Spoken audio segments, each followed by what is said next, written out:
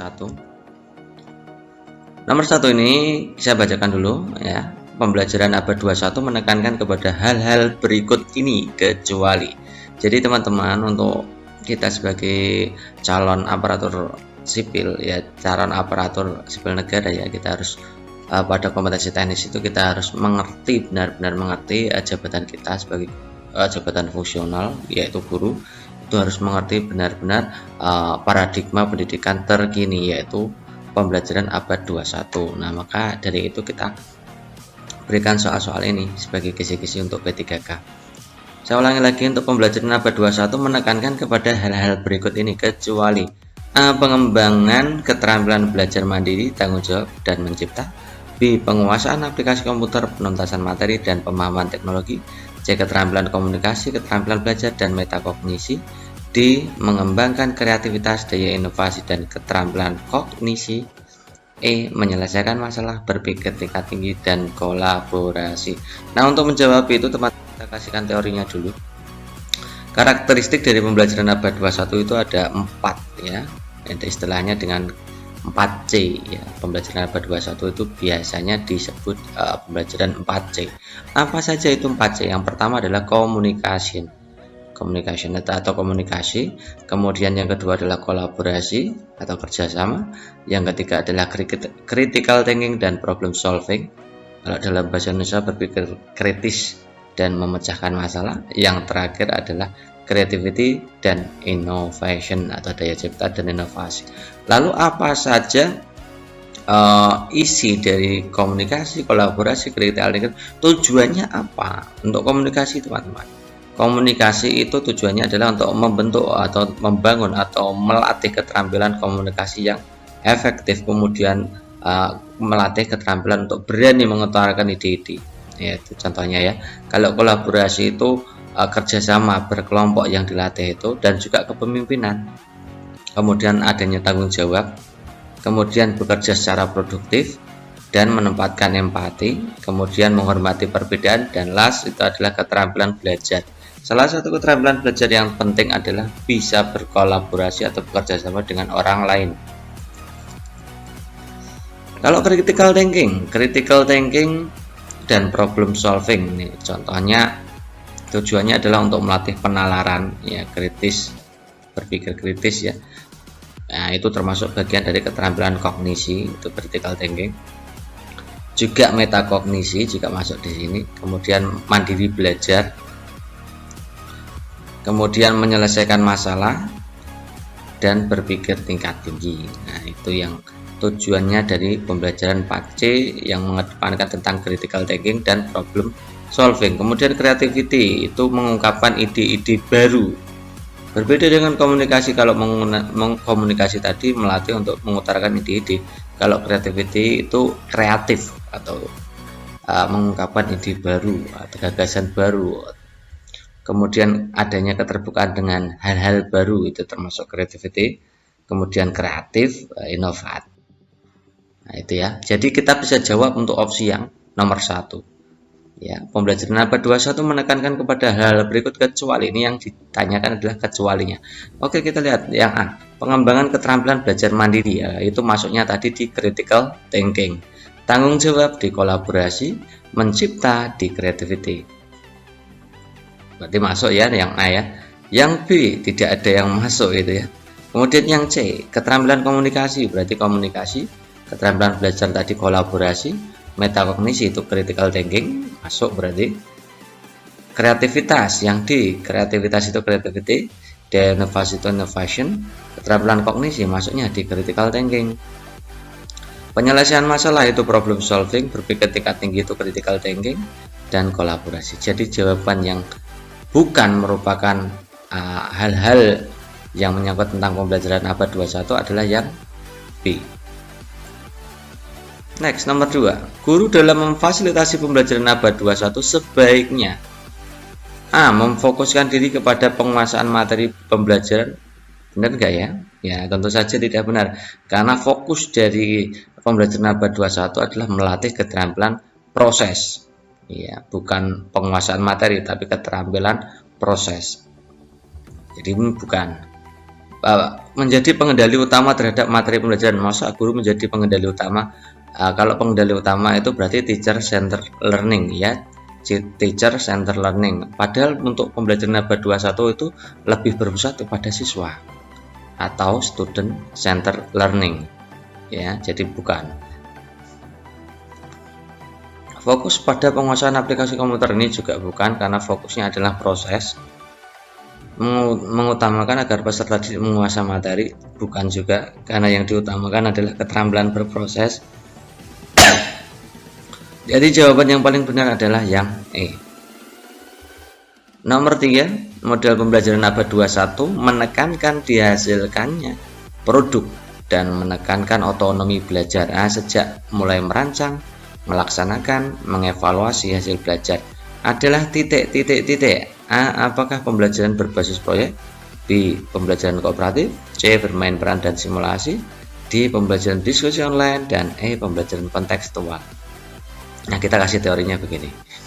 Menurut Bosch dan Krauss, ya, itu model pembelajaran proyek itu adalah sebuah model pembelajaran yang menekankan aktivitas siswa dalam memecahkan berbagai masalah bersifat open-ended atau keterbukaan dan mengaplikasikan pengetahuan mereka dalam mengerjakan sebuah proyek untuk menghasilkan sebuah produk otentik terbaru. Nah, ini yang produk, yang menghasilkan produk berarti pembelajaran berbasis proyek.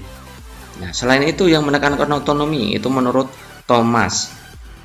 Ini pembelajaran berbasis proyek memiliki beberapa prinsip. Contohnya ini. Prinsip pertama adalah sentralistis, yaitu pusat dengan strategi pembelajaran. Ada pertanyaan penuntun, artinya menuntun siswa untuk menemukan konsep. Adanya investigasi konstruktif, artinya merumuskan pengetahuan yang dibutuhkan. Adanya otonomi, nah ini otonomi belajar ya, untuk menentukan target. Kemudian realistis, itu pekerjaan nyata sesuai dengan kenyataan. Jadi ciri khas dari pembelajaran berbasis proyek itu menghasilkan produk dan adanya otonomi belajar. Jadi jawaban yang paling benar adalah yang A. Next, nomor 4. Nah, jika di silabus ada diksi memecahkan masalah sampah, maka itu dapat ditemukan pada komponen silabus titik. Apakah di materi, apakah di kegiatan pembelajaran, apakah di kompetensi dasar, apakah di indikator, apakah ada di tujuan pembelajaran. Nah, teman-teman, ini tentunya ya itu akan menyebabkan kalian itu bingung, karena memecahkan masalah sampah itu kan bisa masuk di mana-mana. Coba kita analisis satu persatu. Kita mulai dulu dari komponen silabus. Ini permen terbaru, Permendikbud nomor 22 tahun 19. Komponen silabus itu yang pertama ada identitas mapel, ini khusus yang SMP ya. Identitas sekolah, itu satuan pendidikan dan kelas, masuk semua ya. Kompetensi inti, kompetensi dasar, kemudian tema, ini khusus untuk yang SD.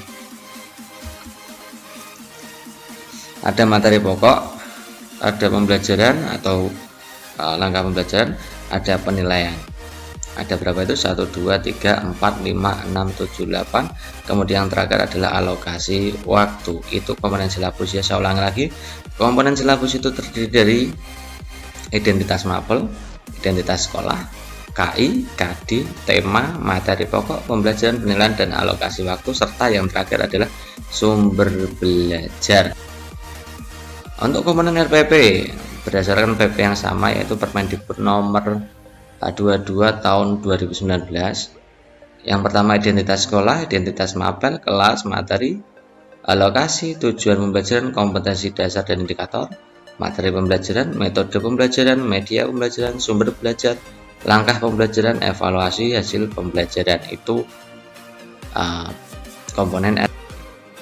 Nah, kalau ada diksi memecahkan masalah, maka itu dapat ditemukan pada komponen silabus apa? Nah, jelas yang ini teman. Ini memecahkan, ini artinya ada kata kerja operasionalnya ya. Kalau yang tujuan pembelajaran itu hanya merupakan komponen RPP, bukan komponen silabus. Ini juga komponen RPP, tidak ada di silabus, maka yang ini dan ini tidak. Jadi kemungkinan jawabannya kalau tidak A, B, C. Kita lihat yang A. Materi itu umumnya tidak mengandung KKO teman-teman. Ya contohnya ini. Misalkan hubungannya dengan sampah, misalnya dampak masalah sampah untuk lingkungan. Nah, itu contoh dari materi. Kemudian kegiatan pembelajaran ini isinya biasanya langkah-langkah pembelajaran, bukan tulisannya, bukan memecahkan masalah sampah. Misalkan siswa mengidentifikasi atau siswa melakukan diskusi kelompok terkait masalah sampah. Itu contoh-contoh dari kegiatan pembelajaran. Nah, ini bukan. Jadi jawaban yang paling tepat adalah yang D. Nomor berikutnya, nomor 5. Seorang pendidik perlu memahami landasan pendidikan. Salah satu manfaat mempelajari landasan pendidikan bagi pendidik adalah A. Memahami berbagai karakteristik peserta didik sehingga memandang peserta didik sebagai pribadi yang unik. B. Menumbuhkan sikap berpikir kritis pendidik terhadap perkembangan peserta didik. C. Membantu peserta didik dalam menentukan metode pembelajaran yang tepat digunakan dalam situasi tertentu di kelas. D. Meningkatkan perkembangan pola pikir, pola kerja pendidik tentang bagaimana seharusnya melaksanakan praktek pendidikan. E. Memahami berbagai pasal-pasal dalam Undang-Undang Dasar dan peraturan yang berlaku di Indonesia terkait dengan pendidikan. Nah, teman-teman, untuk manfaat pemahaman landasan pendidikan itu saya garis besarkan ada 2, yaitu sebagai pengembangan wawasan berkenaan dengan berbagai asumsi yang bersifat umum tentang pendidikan yang harus diadopsi oleh guru misalkan, sehingga menjadi cara pandang dan bersikap dalam rangka melaksanakan tugasnya. Itu manfaat yang pertama. Yang kedua, meningkatkan perkembangan pola pikir dan pola kerja pendidik tentang bagaimana seharusnya melaksanakan praktek pendidikan. Jadi jawaban yang tepat adalah yang D. Nomor 6. Rendahnya partisipasi peserta didik di kelas mendorong seorang guru menyediakan Google Drive agar karya peserta didik dapat tersimpan dengan baik, sehingga memudahkan teman lainnya dalam memberikan sumbang saran terkait karya temannya. Hal ini merupakan pengintegrasian teknologi pada domain apa? A. Penilaian terhadap peserta didik. B. Pemahaman terhadap peserta didik. C. Strategi pembelajaran. D. Pemahaman materi pembelajaran. E. Pengelolaan pembelajaran. Coba kita lihat satu-satu ya.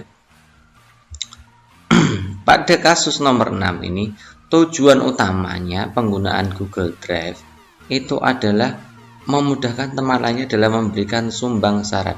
Artinya itu yang ditekankan adalah kolaborasi atau diskusi daring atau komunikasi antar peserta didik. Nah, kalau dalam hal ini berarti terkait dengan langkah metode model langkah ya. Kalau ini metode model langkah, maka ini masuknya di strategi pembelajaran. Ini masuknya di sini. Nah, kalau penilaian contohnya begini teman-teman, untuk penilaian. Misalkan ini, untuk mengukur pencapaian kompetensi guru menggunakan Google Formulir. Untuk mengukur pencapaian kompetensi, guru menggunakan Google Formulir agar bisa melihat perolehan skor secara tepat dan mendapatkan data indikator kompetensi apa yang belum dicapai, atau ya indikator kompetensi yang belum tercapai. Kemudian untuk yang contoh pemanfaatan teknologi untuk peserta didik, untuk pemahaman peserta didik, contohnya ini.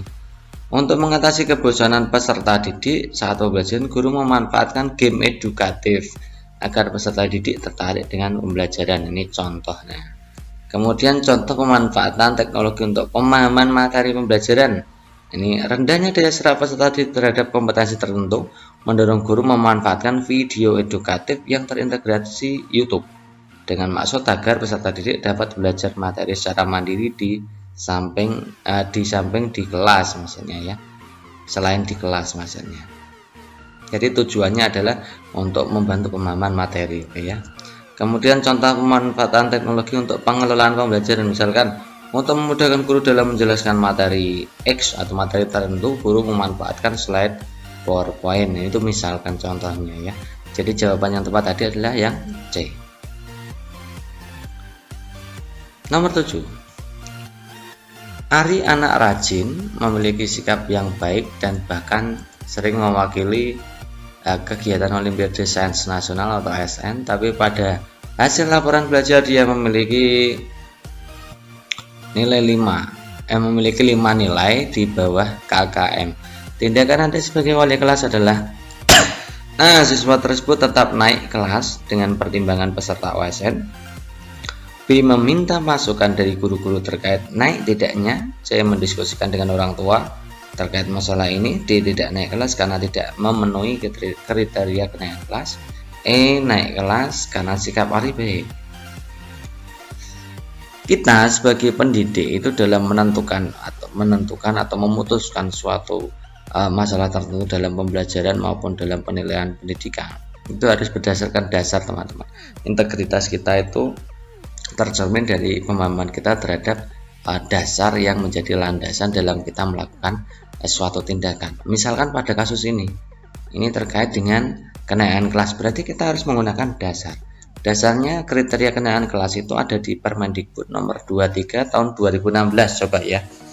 Itu yang pertama, itu KI 1 dan KI 2 ini terkait sikap, itu minimal baik. Oke.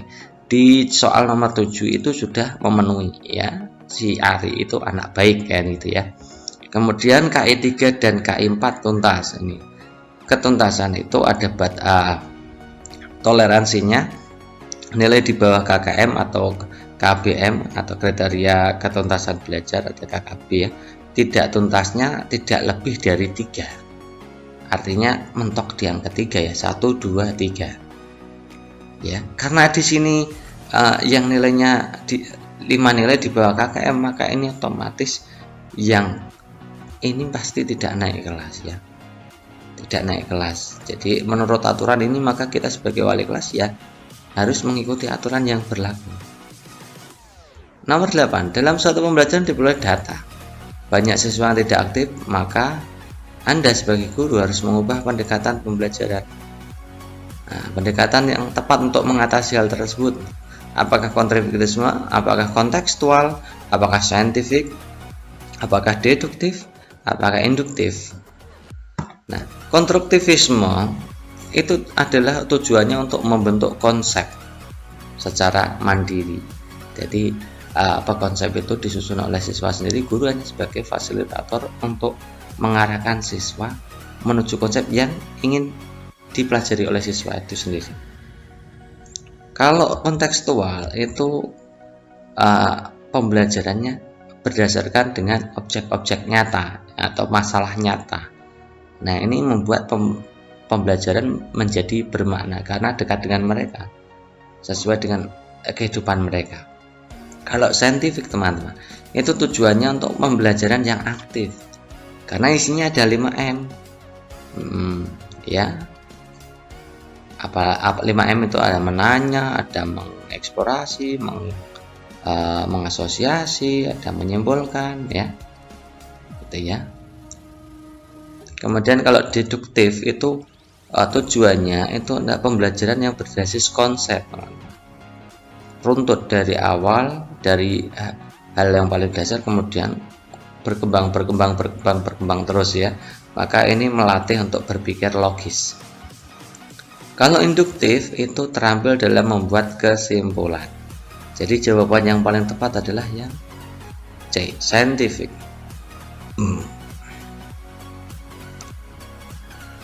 Nomor 9. Dalam pembelajaran di kelas, seorang guru melaksanakan 3 langkah pembelajaran. Salah satu pada kegiatan pendahuluannya adalah apersepsi materi. Tujuan apersepsi materi adalah A. Mengaitkan materi pembelajaran pada minggu-minggu sebelumnya sesuai dengan materi hari ini. B. Merumuskan masalah terkait materi yang akan dipelajari. C. Melakukan pengelompokan submateri agar mudah dipahami. D. Merangsang dan membangun motivasi belajar peserta didik. E. Menciptakan kondisi belajar yang kondusif. Nah, paham dulu kegiatan pendahuluan itu isinya apa saja. Kegiatan pendahuluan yang pertama itu isinya adalah pengkondisian peserta didik. Isinya apa saja? Nah, menciptakan kondisi menciptakan kondisi belajar yang kondusif. Contohnya apa? Berdoa, memberi salam, memusatkan perhatian, cek kehadiran, dan lain-lain. Kemudian yang kedua ada apersepsi materi dan motivasi. Kegiatan apersepsi materi itu adalah mengaitkan materi pelajaran pada minggu-minggu sebelumnya sesuai dengan materi hari ini. Itu namanya apersepsi. Kemudian kalau motivasi, memberikan dorongan motivasi semangat belajar, ya. Kemudian langkah kegiatan pendahuluan yang ketiga adalah penjelasan rumusan masalah dan tujuan. Merumuskan masalah terkait materi yang akan dipelajari, kemudian menginformasikan tujuan pembelajaran.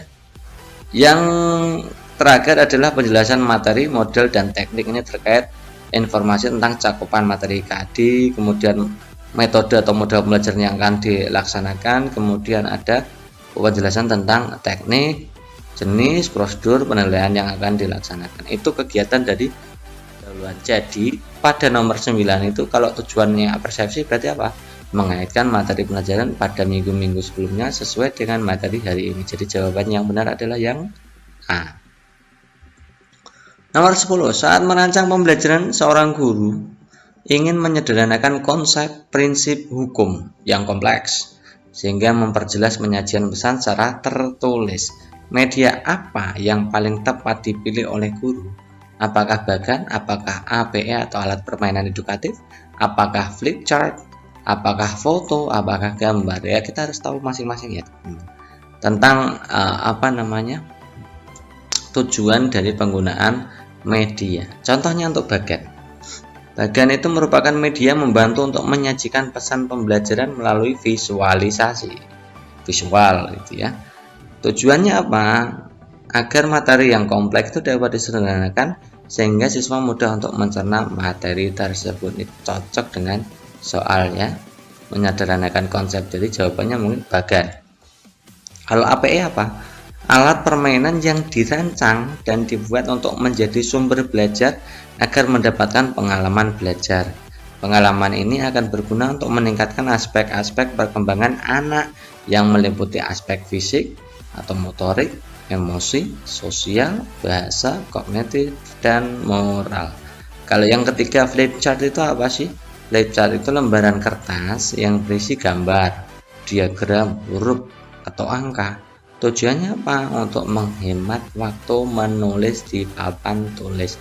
Itu namanya flip chart, ya. Jadi jawaban yang paling tepat adalah yang A. Nomor 11. Pada akhir pembelajaran, siswa diminta untuk mendemonstrasikan tugas belajar yang diberikan guru dengan tujuan agar siswa tersebut mengaplikasikan kemampuan keterampilan yang dimilikinya dan guru dapat menilai kompetensinya. Instrumen yang dapat dipilih oleh guru untuk merekam hasil belajar tersebut adalah titik-titik. A. Daftar cek, B. Benar salah, C. Pilihan ganda, D. Menjodohkan, E. Jawaban bebas. Nah, kita cek teman-teman. Di situ ada tulisannya mendemonstrasikan tugas belajar. Artinya apa? Artinya penilaian keterampilan atau penilaian praktik. Kalau daftar cek itu adalah instrumen untuk penilaian apa? Oh, penilaian praktik. Benar salah itu termasuk tes objektif. Ini masuknya di penilaian pengetahuan. Pilihan ganda juga tes objektif, penilaian pengetahuan. Menjodohkan itu juga tes objektif, penilaian pengetahuan. Uraian bebas itu termasuk jenis tes uraian, ini pengetahuan juga. Ya, pada soal itu mendemonstrasikan masuknya di penilaian keterampilan, maka jawaban yang tepat adalah penilaian praktik ya, atau daftar cek ini.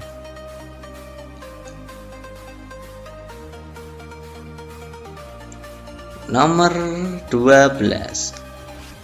Pak Slamet mengamati teknik menggambar siswa yang baru saja diajarkan, sedangkan Ibu Susi melakukan tes di awal untuk kemudian dilakukan perenggingan. Yang dilakukan Pak Slamet dan Ibu Susi termasuk ke dalam titik. Nah teman-teman, untuk menjawab soal ini kita harus tahu dulu definisi masing-masing. Kalau praktek itu penilaian yang menuntut respon berupa keterampilan melakukan suatu aktivitas sesuai dengan tuntutan kompetensi. Pada yang di kegiatan Pak Slamet ini juga masuk, termasuk dalam tes praktek. Ya, ini jenis penilaian berdasarkan bentuk. Nah, penilaian praktek itu. Kalau observasi apa? Itu teknik penilaian, jenisnya teknik penilaian yang dilakukan menggunakan indera baik yang langsung maupun tidak langsung dengan menggunakan instrumen yang berisi jumlah indikator perilaku yang diamati. Ya. Ini juga masuk, jadi Pak Slamet itu juga termasuk melakukan teknik penilaian observasi. Kemudian jenis tes berdasarkan fungsi itu tes awal, itu kan tes awal. Itu diberikan di awal sebelum bahan pelajaran diberikan. Mengetahui sejauh mana materi yang akan diajarkan. Ini jenis tes berdasarkan fungsi. Ada tes seleksi, itu juga jenis tes berdasarkan fungsi. Itu untuk memilih menyeleksi siswa mengikuti program tertentu, contohnya tes seleksi penerimaan siswa baru misalkan ya. Kemudian tes akhir itu tes yang dilaksanakan dengan tujuan mengetahui apakah semua materi pelajaran yang tergolong penting sudah dikuasai. Jadi setelah tes awal, tes akhir ini jadi satu paket ya. Kemudian tes formatif itu tes hasil belajar untuk tujuannya untuk mengetahui penguasaan KD tertentu. Nah, ini biasanya dinamakan tes harian ya, ulangan harian itu tes formatif. Kemudian tes sumatif itu tes hasil belajar yang dilaksanakan setelah sekumpulan suatu program pengajaran selesai. Itu biasanya namanya ya tes semester, tes akhir tahun itu ya. Penilaian semester, penilaian akhir tahun itu masuknya di tes sumatif. Kemudian tes penempatan itu adalah tes yang berfungsi untuk membantu mengelompokkan, mengkategorikan, menempatkan, meranking, menentukan posisi siswa ke dalam kelas atau kelompok tertentu. Jadi jawaban yang paling tepat apa? Oh, yang paling tepat ini. Jadi perankingan itu masuknya tes penempatan, dan kegiatan mengamati teknik menggambar siswa yang dilakukan oleh Pak Slamet itu adalah bagian dari teknik penilaian jenis observasi. Nomor 13. Guru mengajarkan bahasa Indonesia, KD-nya macam-macam puisi. Media yang cocok untuk materi tersebut adalah A. LabScience, B. Lab Bahasa, C. Pasar, koran, televisi. Kalau Lab Science teman-teman, untuk menjawab ini ya, Lab Science itu biasanya digunakan untuk mapel IPA, jadi tidak cocok untuk bahasa Indonesia ya. Lab Bahasa itu cocok, kalau jelas ya Lab Bahasa itu cocok. Kalau Pasar itu biasanya untuk IPS teman-teman, untuk bahasa ya. Untuk koran itu biasanya maksudnya di IPS dan bahasa, tidak IPA juga bisa, tapi tidak match, tidak langsung spesifik terhadap KD yang bersangkutan ya. KD-nya macam-macam puisi, korannya apa, apakah potongan puisi apa kurang jelas ya. Kalau televisi itu juga kurang spesifik pada KD. Televisinya bagian apa menonton puisi, apakah siaran berita, ya juga kurang spesifik ya. Jadi jawaban yang paling tepat ya, itu yang Lab Bahasa.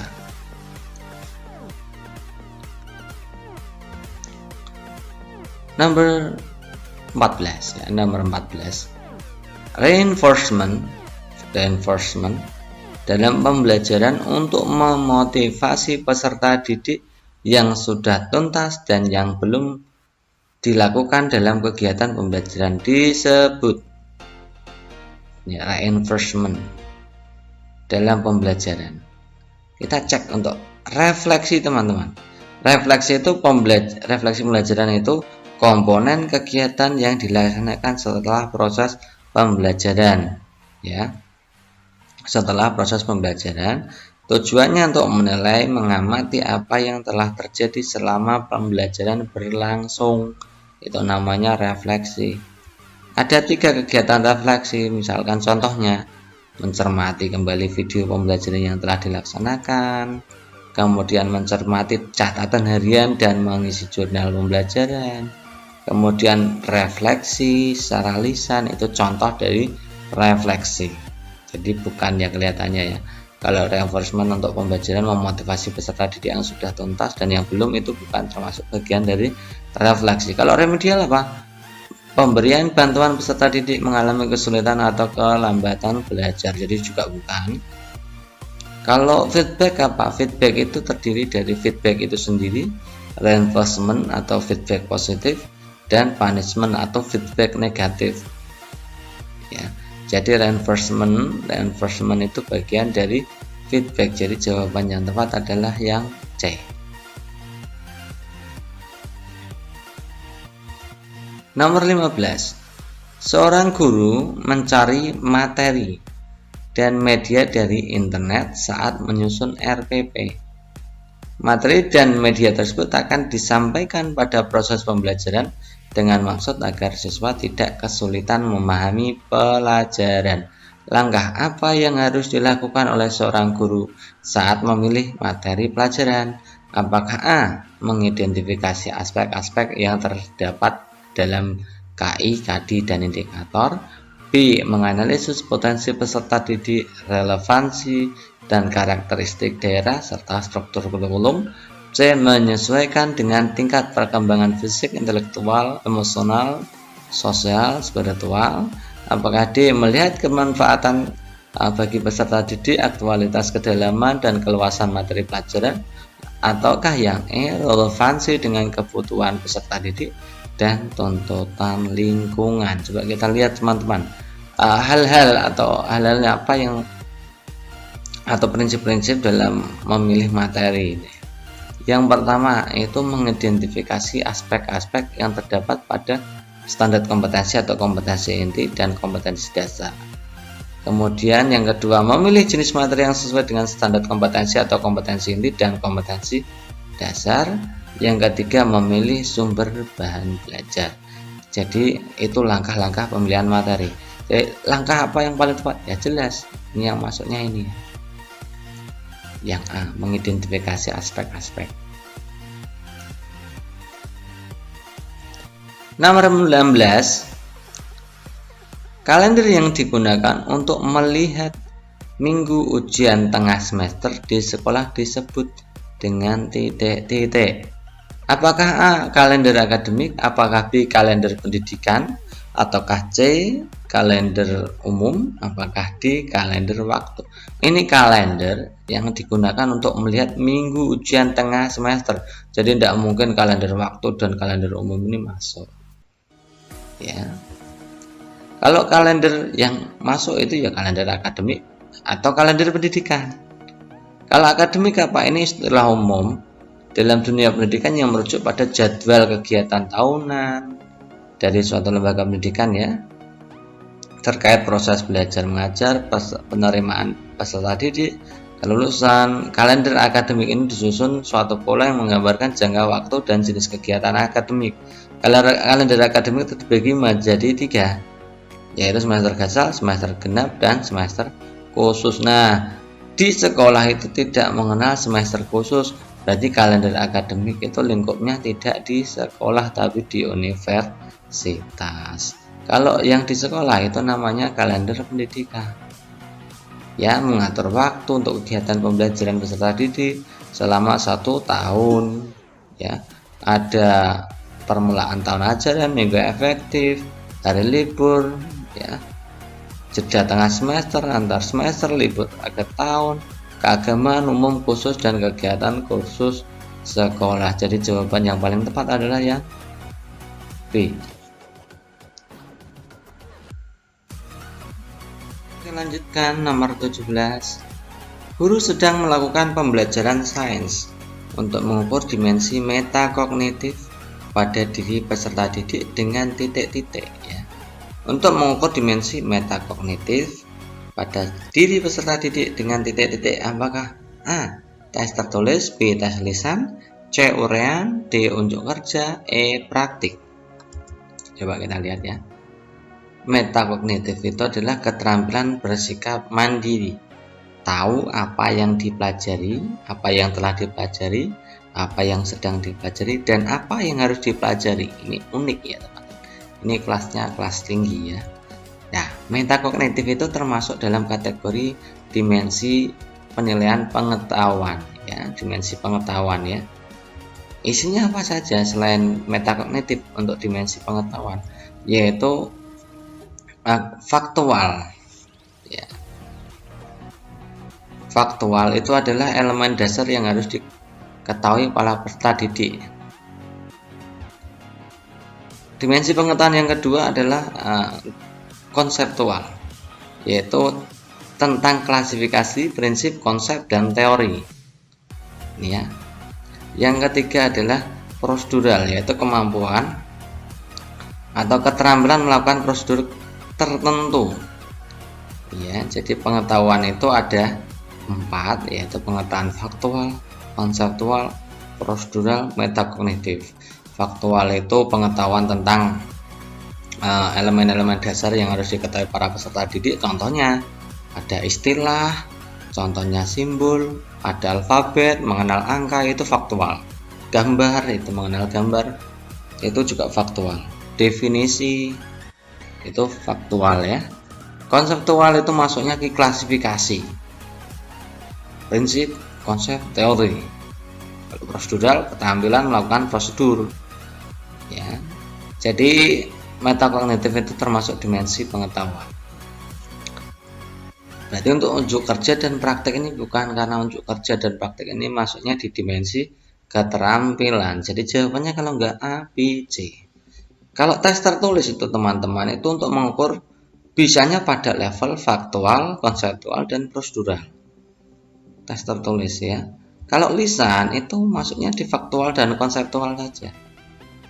Kalau uraian itu bisa faktual, konseptual, prosedural, dan metakognitif, semuanya bisa. Ya, jadi jawaban yang paling tepat adalah yang C.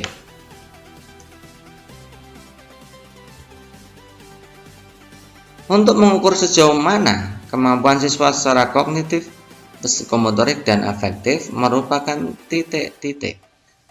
Apakah jenis penilaian, apakah fungsi penilaian, apakah prinsip penilaian, apakah tujuan penilaian, apakah asas penilaian. Kalau jenis penilaian itu contohnya penilaian tertulis, unjuk kerja, portofolio, dan lain-lain, itu jenis penilaian ya. Kalau prinsip penilaian dan asas penilaian itu sama artinya. Itu misalkan untuk sahih, objektif, adil, kita sudah pernah bahas ini ya, prinsip-prinsip penilaian. Jadi jawaban kalau tidak B ya D. Kalau tidak fungsi penilaian ya tujuan penilaian. Kita lihat teman-teman, untuk fungsi penilaian menggambarkan sejauh mana seorang peserta didik telah menguasai suatu kompetensi, mengevaluasi hasil belajar peserta didik dalam rangka membantu peserta didik memahami kemampuan dirinya, mendiagnosa kesulitan belajar, kontrol peserta bagi pendidik dan satuan pendidikan tentang kemajuan perkembangan peserta didik. Itu fungsi penilaian ya. Kalau tujuan apa? Yang pertama, mengetahui tingkat penguasaan kompetensi, sikap atau afektif, pengetahuan atau kognitif, keterampilan atau psikomotorik yang sudah dan belum dikuasai seseorang atau sekelompok peserta didik untuk ditingkatkan dalam pembelajaran remedial dan program pengayaan. Tujuan kedua, menetapkan kenutasan penguasaan kompetensi belajar peserta didik dalam kurun waktu tertentu, seharian, tengah semester, 1 semester, 1 tahun, dan masa studi satuan pendidikan. Menetapkan program perbaikan pengayaan, kemudian yang terakhir memperbaiki proses pembelajaran. Jadi yang cocok atau match dengan nomor 18, mengukur sejauh mana kemampuan siswa dalam kognitif, psikomotorik, dan afektif adalah tujuan penilaian.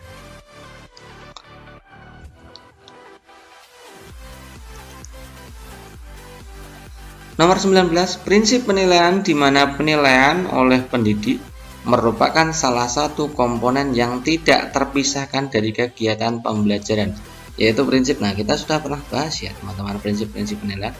Kita ulangi saja. Apakah itu menyeluruh? Menyeluruh itu jika meliputi aspek kognitif, afektif, psikomotorik ya.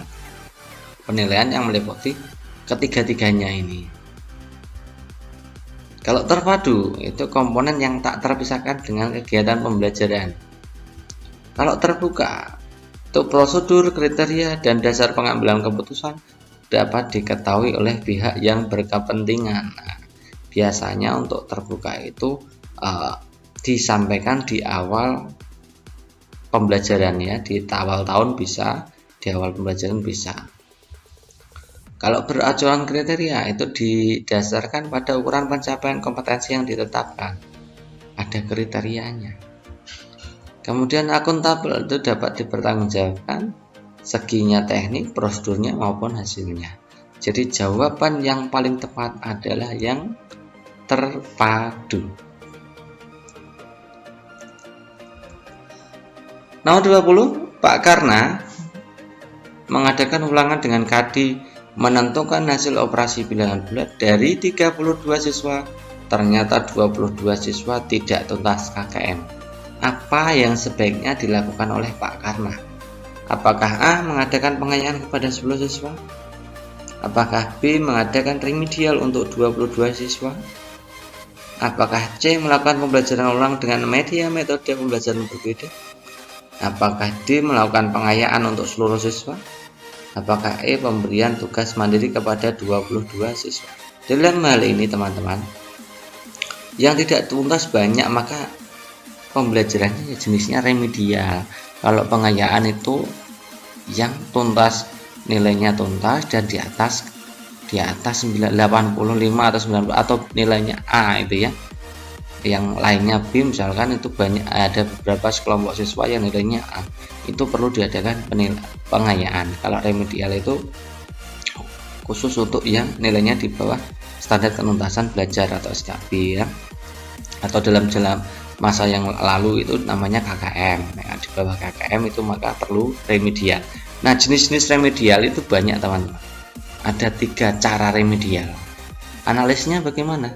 Jika 0 sampai 20% peserta didik ya, 0 sampai kurang dari 20%, itu pembelajaran remedial yang cocok adalah pembelajaran bimbingan individu atau tugas mandiri atau tutor sebaya. Kalau 20 sampai 50 ya persen maksudnya itu bimbingan dalam kelompok belajar. Kalau lebih dari 50 maka harus adanya pembelajaran ulang dengan media dan metode berbeda tentunya. Nah, kita hitung teman-teman, di situ ada 22 siswa tidak tuntas. Jumlah siswanya 32, berarti 22 per 32 kalikan 100%. Ternyata hasilnya adalah 69%. Oh, di atas 50, maka harus kegiatan remedialnya harus pembelajaran ulang metode media berbeda. Jadi jawaban yang tepat adalah yang